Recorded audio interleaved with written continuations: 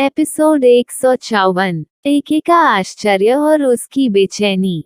दोस्तों, अब तक आपने पिछले एपिसोड में सुना कि किस तरह से आदिवासी मुखिया किया के दोस्तों को जिंदा छोड़ने के लिए राजी हो जाता है। किया अपने लोगों के लिए काफी ज्यादा परेशान थी, लेकिन जब आदिवासी मुखिया किया को अकेले यहाँ रुकने की बात करता है और बाकी सबको जिंदा छोड़ने की बात कहता है तो किया बहुत ज्यादा खुश हो जाती है। अब आगे वो लोग किया के आदमियों को लेकर जंगल के बाहर छोड़ने चले जाते हैं। किया और शंकर दोनों को वहां रुकने की इजाजत मिल जाती है। सुबह हो चुकी थी, चारों तरफ रोशनी फैल चुका था।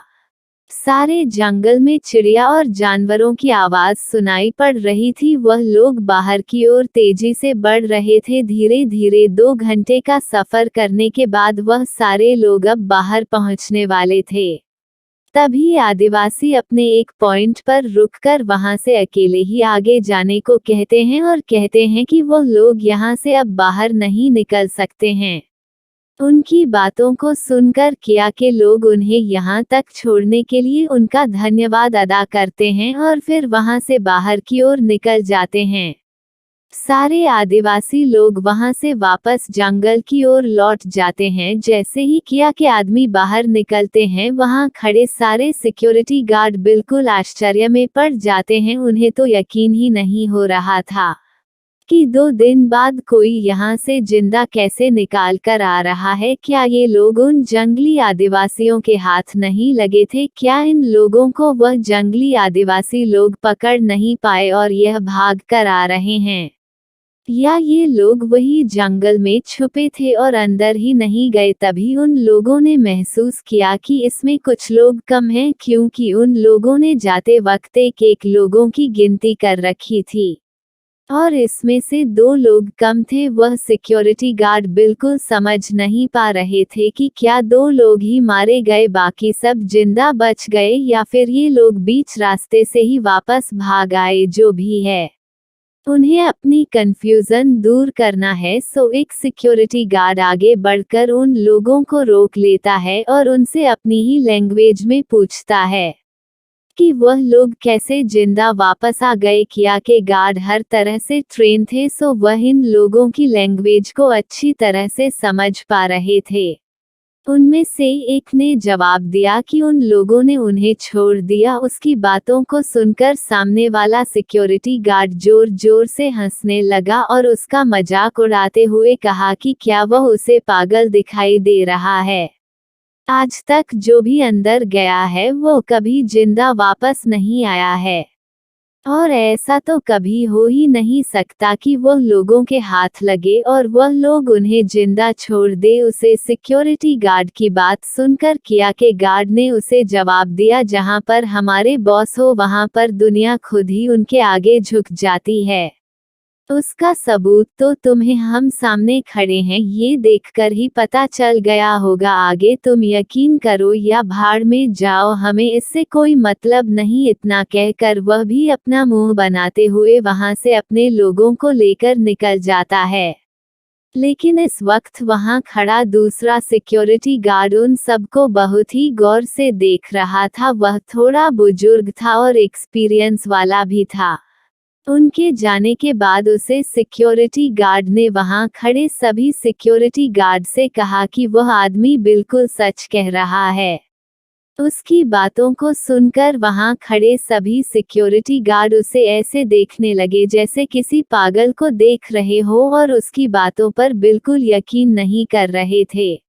लेकिन तभी उसने उन लोगों को बताया कि उन लोगों के शरीर पर बांधी पट्टी को देखकर क्या तुम्हें यह नहीं लगता है कि यह इन लोगों ने नहीं बल्कि उन आदिवासियों ने उनके जख्मों पर मरहम लगाया है, यानी कि उनकी दवा पट्टी की है, क्योंकि जी पेड़ की छालों से यह पट्टी बांधी गई है। वह पेड़ जंगल के इस हिस्से में मिलता है जहां वह आदिवासी लोग रहते हैं, और उनके शरीर पर लगी चोटों को जिस तरह से अलग अलग तरह के जड़ी बूटियां से लेप किया गया है, ये सब काम उन आदिवासियों का ही है। उसे सिक्योरिटी गार्ड की बात को सुनकर अब सारे लोग ध्यान से सोचने लगते हैं। तो सच में उन लोगों ने भी उनके शरीर पर इसी तरह के लेप और पट्टी को देखा था। शायद वह लोग सच ही कह रहे थे, पर यह कैसे हो सकता है? ऐसा होना तो असंभव है। आज तक जो भी अंदर गया है वो कभी जिंदा वापस नहीं आया है, तो ये सारे के सारे लोग कैसे एक साथ जिंदा वापस आ गए, और वह बाकी के 2 लोग कहाँ रह गए? क्या वह लोग मारे गए? अब सभी लोगों का सर चकराने लगा था ये सोचकर कि अंदर क्या हुआ होगा, लेकिन किसी को कुछ भी समझ नहीं आ रहा था। इससे ज्यादा जरूरी था कि वह इस सारी घटना के बारे में अपने बॉस को इन्फॉर्म कर दे। वह लोग जल्दी से यहाँ जो कुछ भी हुआ था उसे वायरलेस के जरिए अपने बॉस को बता देते हैं। जैसे ही सिकोया को सारी बात पता चलती है, वह तुरंत ही एके को सब कुछ बता देता है। एके को सारी बात बताने के बाद सिकोया तो ऐसे भूत बना खड़ा था मानो उसने दुनिया का 8वां अजूबा देख लिया हो। यही हाल एके का भी था। आखिर में वह इतने सालों से यहाँ रह रहा है, उसने आज तक कभी नहीं सुना कि कोई भी उसे जंगल के अंदर गया और जिंदा वापस लौट आया। आज तक जो भी उसे जंगल के अंदर गया वो कभी भी जिंदा वापस नहीं लौटा था। यहाँ तक कि उन लोगों को उनकी लाश भी कभी नहीं देखने को मिली थी। पर यह आज कैसा आश्चर्य हो गया है। पूरे 2 दिन जंगल में बिताने के बाद वह लोग कैसे जिंदा वापस लौट सकते हैं? और उनका ये कहना कि उन आदिवासी लोगों ने उन्हें छोड़ा है, ये तो और भी आश्चर्य की बात है, क्योंकि आज तक उसने तो यही सुन रखा था कि सदियों से ही यह परंपरा चली आ रही थी कि कोई भी उसे जंगल के अंदर जाएगा तो वहां के लोग उसे जीवित वापस नहीं भेजेंगे, क्योंकि वह नहीं चाहते थे कि जंगल के अंदर की कोई भी जानकारी बाहर की दुनिया तक पहुंचे। इस वजह से जो भी आज तक वहां गया वो कभी वापस नहीं लौटा था। तभी उसे एक बात और याद आती है कि उसमें से 2 लोग मिसिंग हैं, यानी क्या वह लड़की और उसका एक साथी वापस नहीं आया? क्या वह लोग उन लोगों से लड़ते वक्त मारे गए, या फिर उन लोगों ने अपनी जान की कीमत पर इन लोगों को बचकर जिंदा वापस जाने में मदद की? क्या हो सकता है? जंगल के अंदर ऐसा क्या हुआ कि वह लड़की वापस नहीं आई और बाकी के सभी लोग वापस आ गए? अब तो ये सोच सोच कर एके का भी सर दर्द करने लगता है। इस समय उसे काफी ज्यादा बेचैनी हो रही थी, इस बात की नहीं कि वह सारे लोग जिंदा वापस आ गए, बल्कि इस बात की कि वह खूबसूरत सी लड़की, उसका क्या हुआ होगा? क्या वह उसे कभी दोबारा देख पाएगा? क्या वह लड़की जिंदा होगी, या उन आदिवासियों ने उसे लड़की को मार डाला होगा? अगर मारा होगा तो कितनी भयानक दर्द से गुजरी होगी, क्योंकि वह आदिवासी लोग इतने आराम से तो किसी को मारने वाले नहीं थे। वह अपने दुश्मनों को बहुत तड़पा तड़पा कर मारते थे। एके को कुछ भी समझ नहीं आ रहा था। उसके दिल की धड़कन तेज हो चुकी थी। वह यह मानने को तैयार नहीं था कि वह लड़की मर चुकी है। उसका दिल इस बात की गवाही नहीं दे रहा था, पर हकीकत उसके सामने था, क्योंकि सारे लोग वापस आए थे पर वह लड़की नहीं थी। इस समय उसके दिल में अजीब सी बेचैनी हो रही थी। ऐसा लग रहा था कि मानो उसे सांस लेने में तकलीफ हो रही हो। ऐसा क्यों था वह समझ नहीं पा रहा था। आखिर में क्या था? उसे लड़की में क्यों इतना अपनापन और लगाव महसूस हो रहा था? उसने उसे पहले कभी देखा भी तो नहीं था, फिर भी एक झलक ने क्यों उसे इस कदर बेचैन कर रखा है कि वह सांस भी लेने में तकलीफ महसूस कर रहा है। एके सोच सोच कर पागल हुआ जा रहा था। वह दोनों हाथों से अपना सर जोर से पकड़ लेता है। उसे समझ नहीं आ रहा था कि वह क्या करें। अपने सेक्रेटरी को तुरंत ऑर्डर देता है कि अपने ड्रोन कैमरे से जंगल के चप्पा चप्पा को छान डाले। वह उस लड़की की जानकारी पाना चाहता था, चाहे जिंदा हो या फिर कुछ भी। उसे इस वक्त अपने मुंह से उसके लिए मारा शब्द निकलना भी बहुत ज्यादा तकलीफदायक लग रहा था। वह इस समय बहुत ही ज्यादा खतरनाक लग रहा था। शायद उसका सेक्रेटरी अगर उससे कुछ और पूछे तो वह उसे ही मार डाले। उसकी आंखें धीरे धीरे करके लाल हो रही थी। उसकी हाथों की नसें भी तन रही थी। सिकोया को तो समझ ही नहीं आ रहा था कि उसके बॉस के साथ यह सब क्या हो रहा है। वह तुरंत ही अपने बॉस के कहे अनुसार जल्दी से अपने लोगों को ऑर्डर देता है और ड्रोन जंगल में भेज देता है। इस वक्त चारों तरफ ड्रोन जंगल में उड़ रहे थे, पर वो उनके एरिया को क्रॉस नहीं कर रहे थे, जिससे अंदर आदिवासी लोगों को पता तो चल जाता है, पर उन पर लगे झंडे को देखकर वह निश्चित हो जाते हैं और किसी भी तरह का कोई एक्शन नहीं लेते हैं। दूसरी तरफ सुखोया हर छपे छपे को छान रहा था, शायद कुछ ऐसा मिल जाए जिससे उन्हें उसे लड़की के बारे में कोई जानकारी प्राप्त हो सके। हर ड्रोन में एक एक कैमरा फिट था जो उन्हें चारों तरफ के नजरों को दिखा रहा था। सामने लगे स्क्रीन पर इस समय शिकोया और एके की नजर गड़ी हुई थी। लगभग 1 घंटे तक देखने के बाद उन लोगों को पता चल चुका था कि अब उन्हें वहां से कुछ भी जानकारी नहीं मिलने वाली है, क्योंकि अब तक उन लोगों को ऐसा कुछ भी पता नहीं चला था जिससे वह लोग किसी नतीजे तक पहुंचे। एके ने सुखोया को सब कुछ बंद करने का ऑर्डर दे दिया। शायद उसे यकीन हो गया कि अब वह लड़की जिंदा नहीं है, क्योंकि वहां पर छाई शांति ही इस बात की गवाही दे रहा था कि सब कुछ खत्म हो चुका है। पर पता नहीं क्यों एके के दिल को ये सोचकर भी दर्द हो रहा था कि वह लड़की अब नहीं रही। वह चुपचाप अपनी जगह से उठकर बार काउंटर पर जाकर अपने लिए ड्रिंक बनता है और एक एक कर कई पैक खत्म कर देता है। इसके बावजूद भी उसका दिल शांत नहीं होता, तो वह सीधा बोतल उठाकर अपने मुंह से लगा लेता है। पास में खड़ा सिकोया सब कुछ देख रहा था। समझ नहीं आ रहा था कि उसके बॉस को क्या हो गया है, पर वह शांति से वहां खड़ा रहता है। जो कुछ भी उसके बॉस कर रहे थे वह करने दे रहा था, क्योंकि उसे पता था उसके बाद क्या होने वाला है।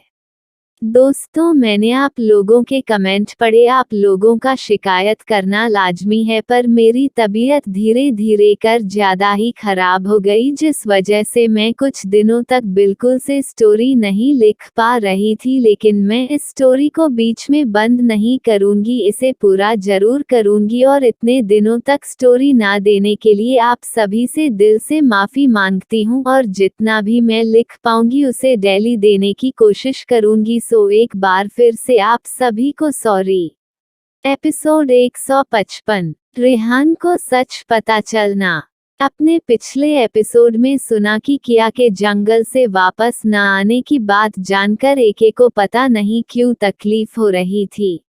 उसके दिल में अजीब सा दर्द हो रहा था, जैसे अपना कोई उससे बिछड़ गया हो। अब आगे एक तरफ जहां एके ही अपने दिल के दर्द को संभालने की कोशिश कर रहा था, वहीं दूसरी तरफ इंडिया में रेहान को किया से बात किए काफी दिन हो गए थे। वह जब भी मयंक से इस बारे में कहता था, मयंक उसे हमेशा की तरह टाल देता था, पर आज रेहान को कुछ अजीब सी फीलिंग हो रही थी। उसे कुछ भी अच्छा नहीं लग रहा था। वह अपने ऑफिस में बैठकर मयंक का इंतजार कर रहा था। इस समय उसे मयंक पर बहुत ज्यादा गुस्सा आ रहा था। वह बार बार क्यों किया से उसकी बात करने से टाल देता है। आखिर में क्या बात है? किया का नंबर क्यों नॉट रीचेबल बता रहा है? किया इतने दिनों से उसे कहीं दिखाई भी नहीं दे रही है। रेहान ने अपने बॉडीगार्ड किया के पीछे लगा रखे थे, वह भी कोई भी जानकारी नहीं हासिल कर पा रहे थे, क्योंकि किया तो उन लोगों को कब का चकमा देकर इंडिया से बाहर जा चुकी थी। इस वजह से रेहान ने अपने गार्ड को सजा दे रखा था। उसे बहुत ज्यादा गुस्सा आ रहा था। वह अपने गुस्से को कंट्रोल करके बैठा ही था कि तभी उसके केबिन का दरवाजा नॉक होता है। रेहान तुरंत समझ जाता है कि यह मयंक ही होगा। वह उसे अंदर आने को कहता है। जैसे ही मयंक अंदर आता है, रेहान बिना कुछ बोले सीधा जाकर उसके मुंह पर एक पांच मारता है। मयंक कुछ समझ पाता कि रेहान उसे फिर से सीधा कर बार बार उसके मुंह पर पांच मारना शुरू कर देता है। मयंक रेहान से बचने के लिए उस छूटकर इधर उधर दौड़ने लगता है। पर रेहान आज उसे ऐसे नहीं जान देने वाला था। आज तो वह सब कुछ जानकर ही दम लगा। मयंक बार बार रेहान से पूछ रहा था, रेहान तू पागल हो गया है क्या? आखिर में इस तरह मुझे क्यों मार रहा है? पहले तो मुझे मारने का कारण बता, बाद में मुझे मार लेना। लेकिन रेहान कुछ भी जवाब नहीं दे रहा था। अब मयंक बहुत ज्यादा परेशान हो गया था। वह रेहान के दोनों हाथों को जोर से पकड़ लेता है, पर रेहान की ताकत मयंक की ताकत से कहीं अधिक थी। वो अपने हाथ छुड़ाकर फिर से मयंक को पीटना शुरू कर देता है। मयंक थक हार कर सोफे पर गिर जाता है। इस समय रेहान उसे काफी ज्यादा पिट चुका था। उसके मुंह पर भी जगह जगह स्वेलिंग आ गई थी, पर रेहान था कि रुकने का नाम नहीं ले रहा था। मयंक को समझ आ चुका था कि रेहान इतना ज्यादा गुस्सा क्यों है, क्योंकि वो काफी दिनों से रेहान को नोटिस कर रहा था। जब भी रेहान उससे कुछ पूछता तो वह इग्नोर करके बस रेहान से दूरी बना लेता था, जिससे उसे कोई जवाब ना देना पड़े। पर आज रेहान का गुस्सा देखकर वो उसे कुछ छुपा नहीं सकेगा। यही सोचकर मयंक अपनी जान बचाने के लिए रेहान को सब कुछ सच बताने को कहता है। ये सुनकर रेहान अब मयंक को मारना बंद कर देता है और उसे उठाकर सोफे पर बैठा देता है और उसकी तरफ घूर कर देखते हुए कहता है कि अगर अब की बार तूने एक भी लफ्ज झूठ बोला तो सच में मैं तुझे जान से मार दूंगा। सच सच बात किया कहाँ है? रेहान के इतने गुस्से भरी आवाज को सुनकर मयंक के पूरे शरीर में ठंड की लहर दौड़ जाती है। मयंक समझ चुका था कि अब मामला काफी ज्यादा सीरियस हो चुका है। अगर उसने कुछ भी झूठ कहा तो मयंक एक बार भी उसे मारने के लिए नहीं सोचेगा, तुरंत ही टपका देगा कि वो, क्योंकि मयंक रेहान की दीवानगी को अच्छे से जानता था। उसे उसकी एंजल के अलावा दुनिया में कुछ भी नहीं चाहिए था। रेहान मयंक को घूर घूर कर देख रहा था। वही मयंक अपनी सांसों को रोक रेहान से अपनी नजरें बचाने की कोशिश कर रहा था, लेकिन जैसे ही वह रेहान को देखा है तुरंत तोते की तरह बोलना शुरू कर देता है और शुरू से लेकर अंत तक वह सारी बात सच सच रेहान को बता देता है। रेहान जब ये सुनता है तो वह गुस्से में अपने पास बड़े फ्लावर पॉट को उठाकर जमीन पर जोर से पटक देता है। इस समय रेहान का गुस्सा उसकी कंट्रोल से बाहर हो रहा था। उसकी एंजल इतने बड़े खतरे में थी जहां उसकी जान जा सकती है, और यह कैसा भाई है जो उसे वहां भेजकर यहां चैन से बैठा है। इस वक्त रेहान का मन कर रहा था कि वो मयंक की जान ले ले। मयंक भी रेहान को देखकर उसके मन की बात को समझ रहा था। वह उसे समझाते हुए कहता है कि उसने बहुत कोशिश की थी उसके साथ जाने की, पर उसकी बहन बहुत ही ज्यादा खुददार है। वो बिल्कुल नहीं चाहती थी कि उसकी वजह से हम में से किसी की भी जिंदगी खतरे में पड़े। इस वजह से वह अकेले ही चली गई, और जाते वक्त उसने मुझसे प्रॉमिस लिया था कि तुम्हें ना बताएं, क्योंकि वह नहीं चाहती थी कि तुम किसी भी तरह के खतरे में पड़ो। शायद वह तुमसे बहुत प्यार करती है। मयंक की इतनी बात सुनकर रेहान की आंखों से आंसू छलक जाता है। ये पहली बार था जब किसी ने उसकी एंजल के दिल की बात अपने होठों पर लाई थी, और रेहान ने पहली बार अपनी एंजल के प्यार को महसूस किया। क्या सच में उसकी एंजल उसे इतना प्यार करती है कि वो उसे किसी भी तरह के खतरे में ना पड़ने की वजह से उसे बिना बताए ही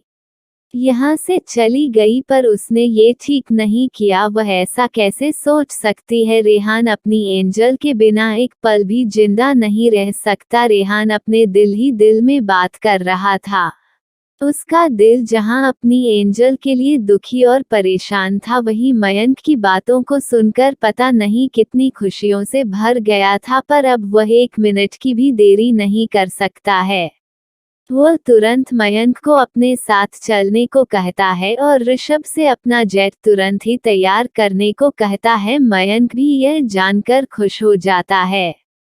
कि वह रेहान के साथ जा रहा है, क्योंकि उसे भी अपनी बहन की बहुत ज्यादा टेंशन हो रही थी। इतने दिनों से वह ठीक से ना ही खा पाया था और ना ही सो पाया था, और 2 दिन से तो वह किया से कॉन्ट्रैक्ट भी नहीं कर पा रहा था। इस वजह से वह बहुत ज्यादा परेशान था। पर अब जब रेहान उसके साथ जा रहा है तो उसे यकीन था कि सब कुछ ठीक हो जाएगा। वह दोनों ही जल्दी ही वहां से निकलकर एयरपोर्ट की तरफ चल देते हैं।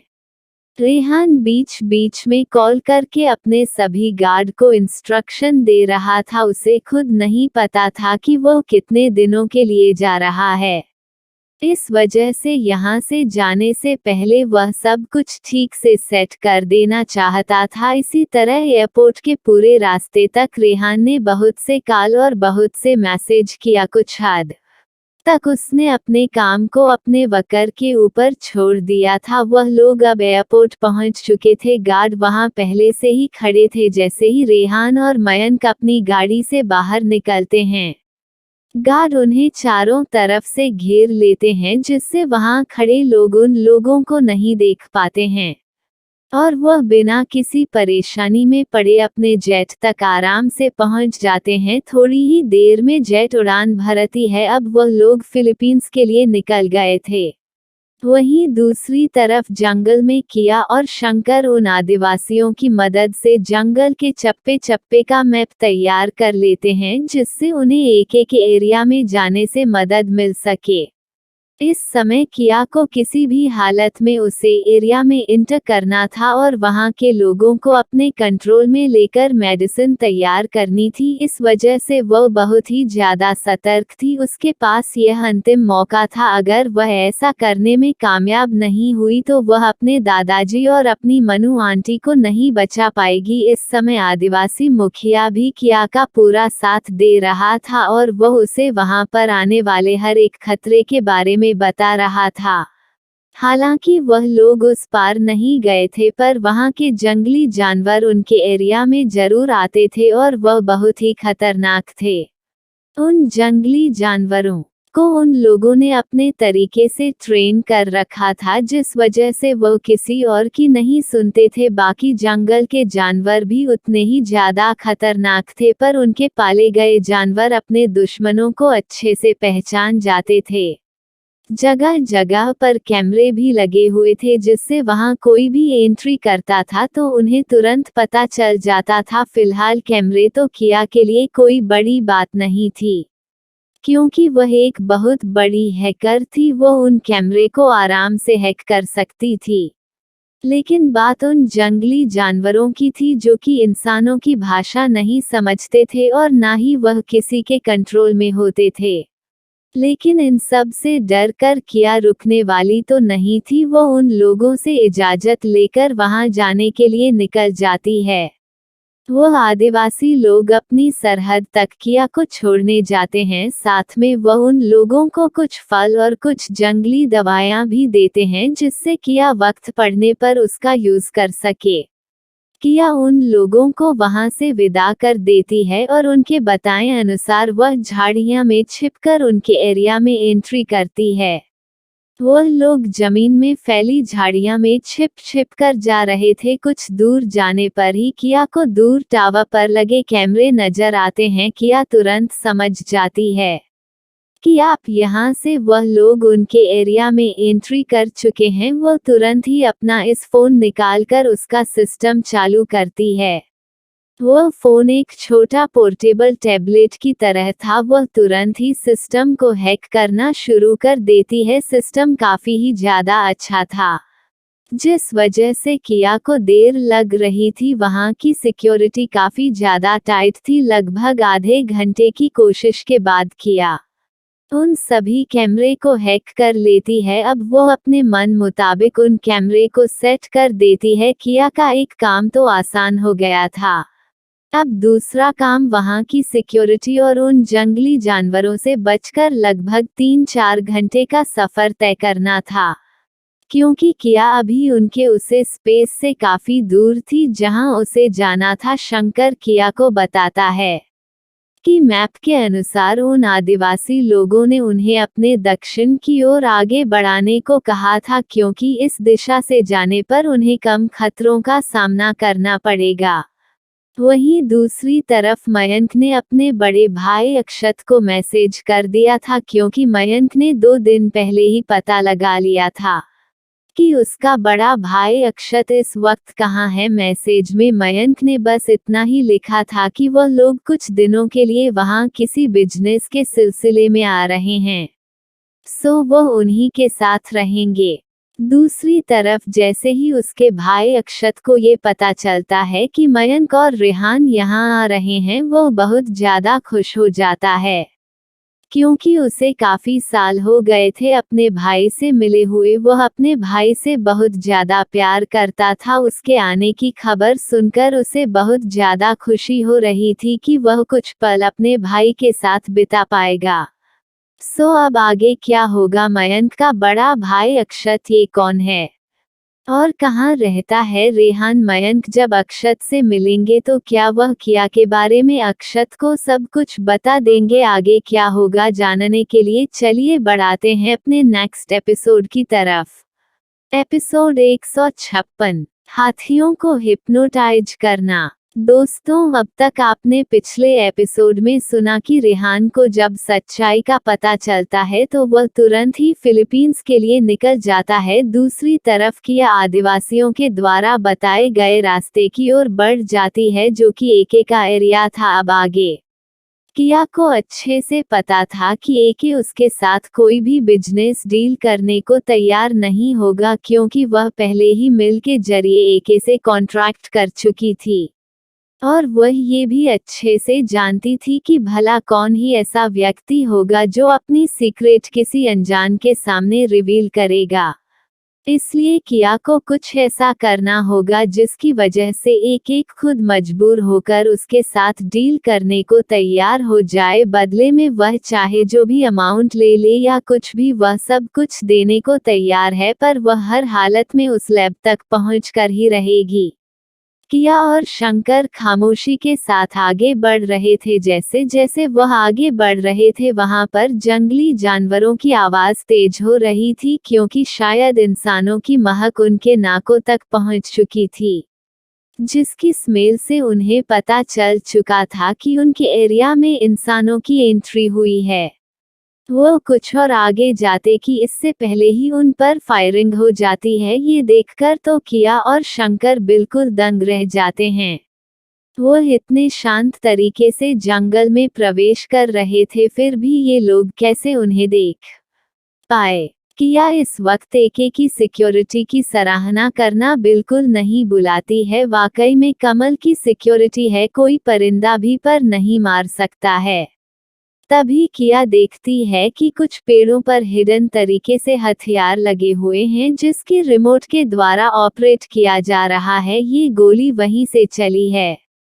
शायद इन हथियारों में हिडन कैमरे भी छुपे हुए हैं। किया को यह अंदाजा लगाने में बिल्कुल देर नहीं लगता है। इन कैमरा का सिस्टम वहां के लगे कैमरे से कुछ अलग था। शायद उन्हें पहले से ही पता हो कि कोई ऐसा भी आ सकता है जो उन सामने से दिख रहे कैमरा को हैक कर ले। इस वजह से उन लोगों ने इस तरह के हिडन कैमरे भी छुपा रखे थे। किया को अब पता चल चुका था कि शायद ये लोग अब उनकी जानकारी में आ चुके हैं। अब आगे का सफर और भी खतरनाक हो सकता है। वह तुरंत ही शंकर को अलर्ट करती है, पर आगे बढ़ने से बिल्कुल नहीं रुकती है। वो लोग अब तेजी से आगे की ओर बढ़ रहे थे। वहीं दूसरी तरफ एके सिक्योरिटी गार्ड उन लोगों को बिल्कुल हल्के में ले रहे थे। उन्हें तो लग रहा था शायद कोई आदिवासी लोग हैं जो उनकी एरिया में शिकार करने के लिए घुस गए हैं। इस वजह से उन लोगों ने निशाना भी उन पर सटीक नहीं साधा था, जिस वजह से किया और शंकर को किसी तरह की चोट नहीं आई थी।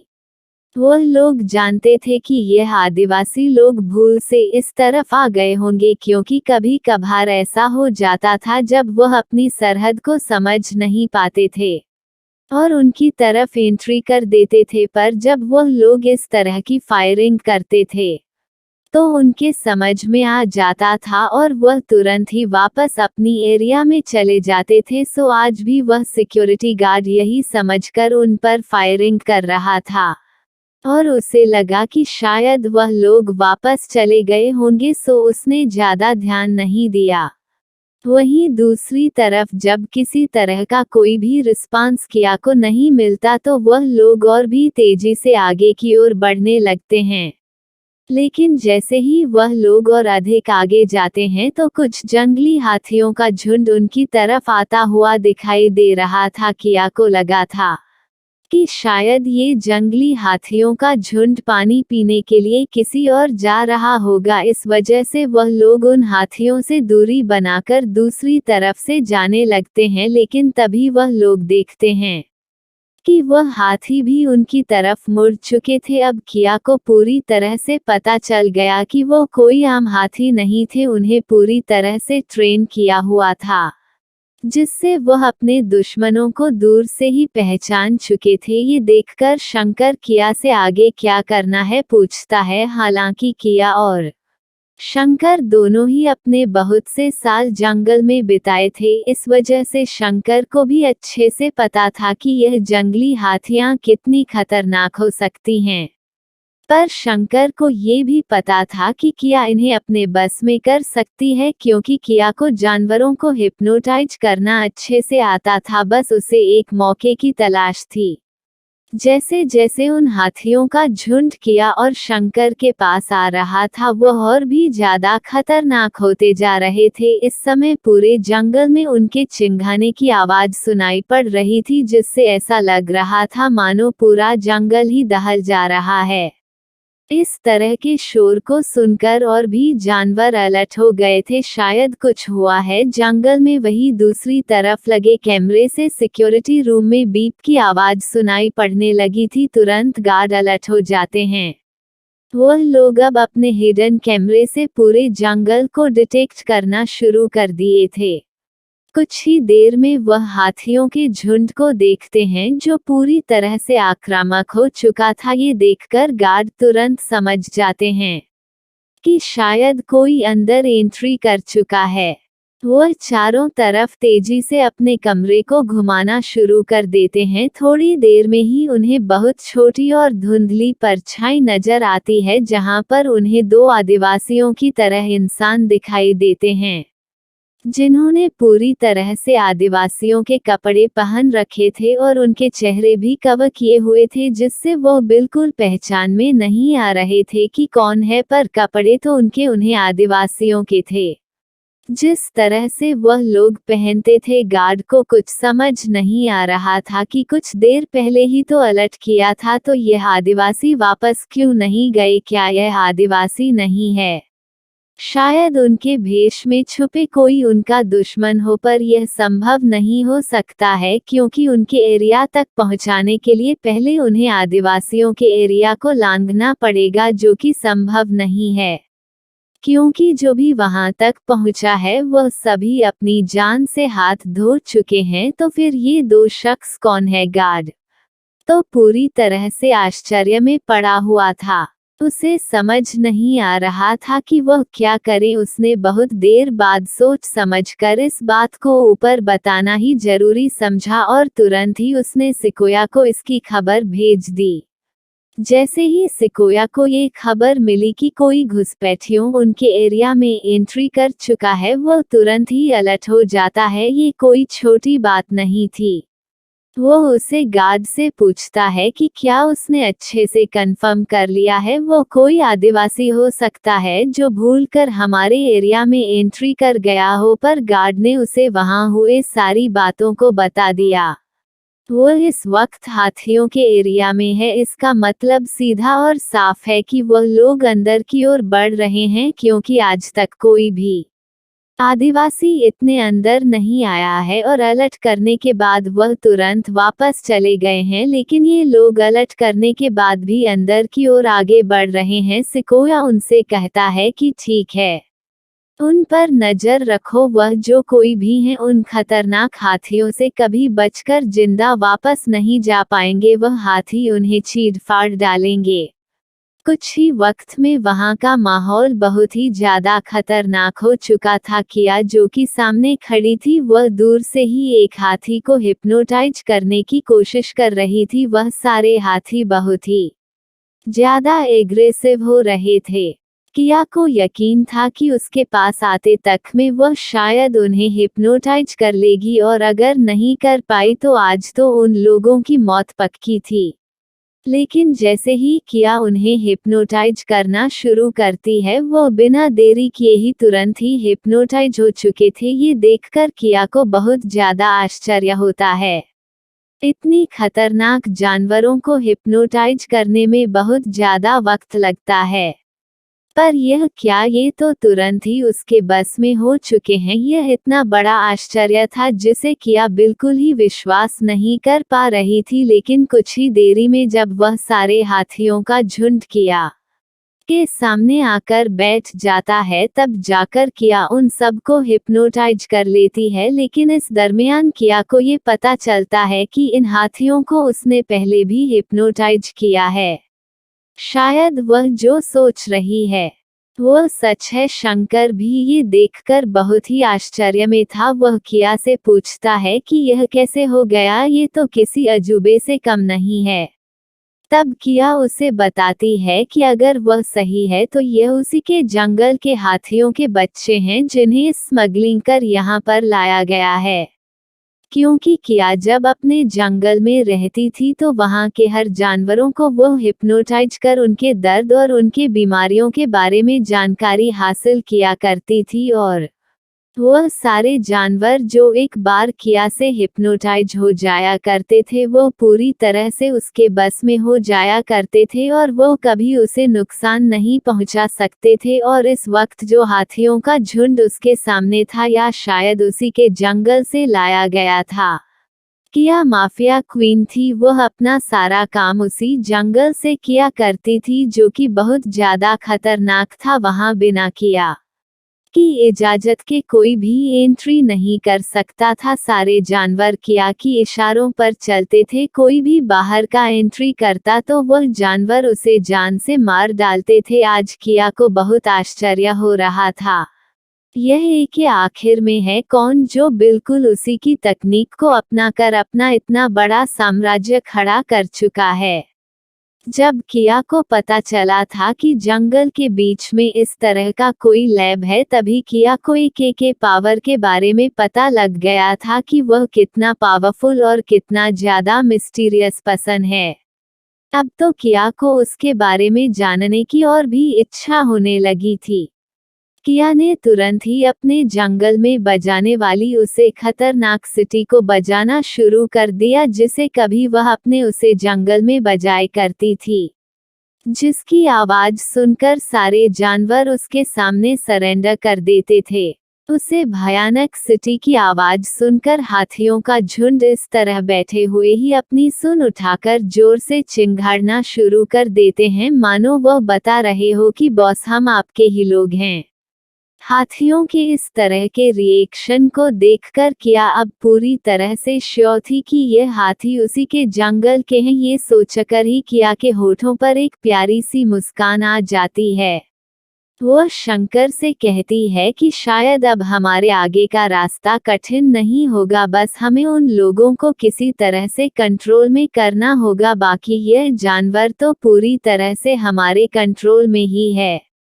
किया आगे बढ़कर हाथी के सर पर प्यार से हाथ फेरती है। हाथी भी अपनी सुध नीचे करके आराम से किया के हाथ के स्पर्श को महसूस कर रहा था।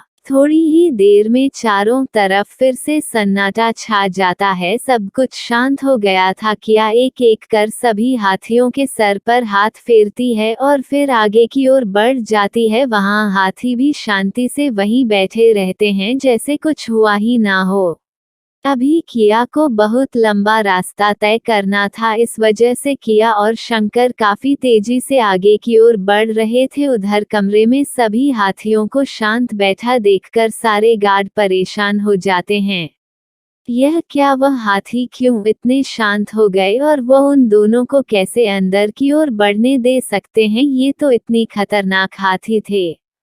कि किसी के बस में नहीं आते हैं। फिर ऐसा क्या हुआ जो वह लोग इतने शांत होकर बैठ गए? आखिर में क्या उन पर किसी तरह का जादू किया गया है? क्या वह लोग जादू करना जानते हैं? उन गार्ड के तो कुछ भी समझ नहीं आ रहा था।